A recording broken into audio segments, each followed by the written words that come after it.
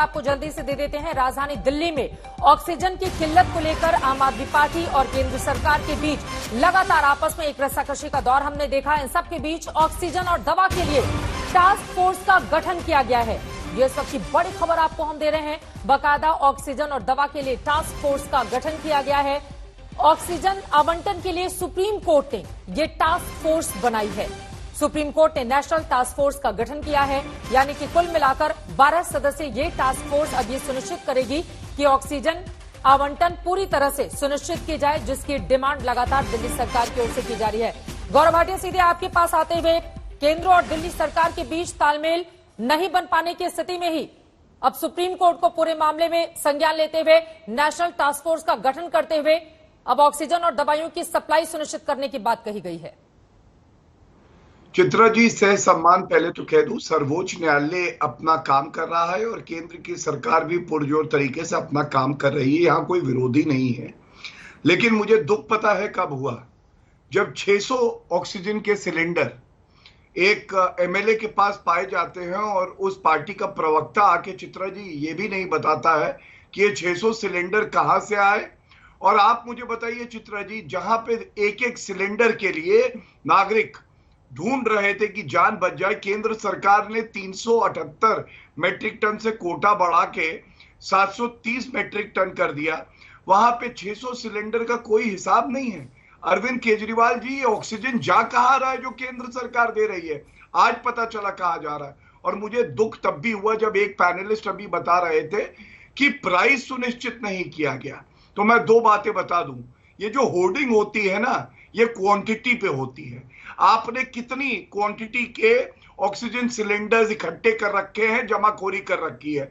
इस वक्त हम सब जानते हैं एपिडेमिक एक्ट के तहत ये एक अपराध है। हम ये भी जानते हैं कि मेडिकल ऑक्सीजन भारी मात्रा में रखना, जो कि आपके एमएलए ने किया है, ये ड्रग एंड कॉस्मेटिक्स एक्ट में एक अपराध है। और एसेंशियल कमोडिटीज एक्ट में मैं बता दूं, ये अपराध है जो कॉन्सेंट्रेटर्स इस तरह से बिना कोई लेकर आएंगे इतने ऑक्सीजन सिलेंडर। जवाब ले लेते हैं सीधा। बोलिए राघव चड्ढा, कहां से आए इतने ऑक्सीजन सिलेंडर?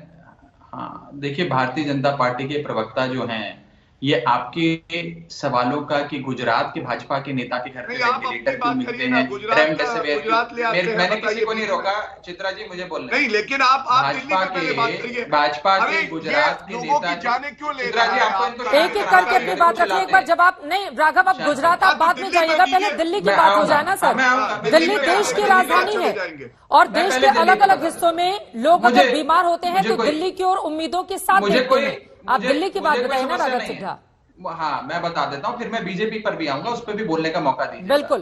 पहली चीज तो ये है कि मैंने पहले ही इस बात का आपको खंडन किया और बोला कि 600 नहीं, मैं तो साफ कह रहा हूँ, आप अभी पुलिस बेचकर जांच कराइए कितने सिलेंडर है। कितने सिलेंडर है बताइए, मेरे को बोलने दीजिए। कितने सिलेंडर? 600 सिलेंडर। पार्टी का एमएलए कितना झूठ आदेश गुप्ता और भाजपा अरे झूठ छोड़िए, आप बताइए कितने सिलेंडर? मानहानि का मुकदमा होना चाहिए। इनसे मैं खंडन करता हूं। वो सुन रहे हैं आपका सवाल, वो पूछ रहे हैं कितने सिलेंडर, आप ही बता दीजिए। 600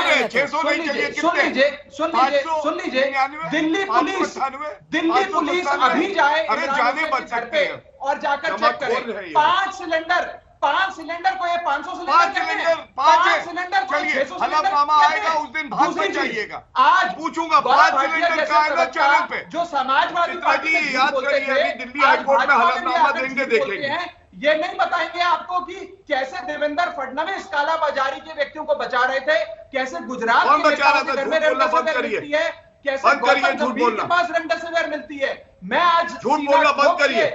आपको ये कहता हूं आपके चैनल पर कि 5 सिलेंडर या 10 सिलेंडर अगर हमारे विधायक 5 से 10 हो गया कार्यालय में रखकर अपनी क्षेत्र की जनता को ऑक्सीजन दे रहे हैं, जो दिल्ली के बाहर से आ रही है, जो हाईकोर्ट ने भी कबूला, हाईकोर्ट ने भी टिप्पणी करी, उस बात का राजनीतिकरण करके ये लोग इस बीमारी से नहीं राघव, लेकिन इसका दूसरा अर्थ तो ये भी हो सकता है ना, अगर हम 5 सिलेंडर 10 सिलेंडर या जितने भी अपने घर के भीतर रखते हैं, इससे तो हम अपने ही लोगों की मदद करेंगे ना। फिर जो दूसरे पक्ष वाला होगा उसको तो कोई पूछने नहीं जाएगा। ये आम जनता के साथ खिलवाड़ हुआ ना राघव चड्ढा। अपने लोगों की, विधायक अपने लोगों की करता है।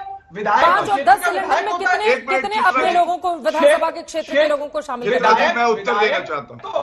विधायक तो क्षेत्र का विधायक होता है, मैं भी विधायक हूं, मेरी क्षेत्र की जनता मुझे चाहे अस्पताल का एडमिशन या सिलेंडर के लिए बोलती है, मैं उनके घर पे मुहैया कराने की हर संभव प्रयास करता हूं। विधायक की अपनी कोई जनता होती है क्या?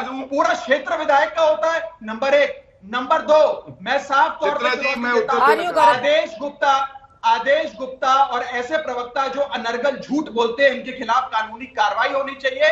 और मैं इमरान हुसैन साहब से कहूंगा कि इन लोगों के खिलाफ कार्रवाई करो जो झूठे आंकड़े 600 आकर आपके चैनल पे चिल्लाते हैं कि मानहानि का मुकदमा करेंगे आपके खिलाफ। गौरव भाटिया, और दूसरी चीज सुनिए, गुजरात में इनके नेता के घर पर 100 वेंटिलेटर पाए गए, इन्होंने आपको जवाब दिया चित्रा जी? ठीक है। देवेंद्र फडणवीस रेमडेसिविर की कालाबाजारी कर रहे हैं, जवाब दे लेती हूं। इन्होंने आपको जवाब दिया?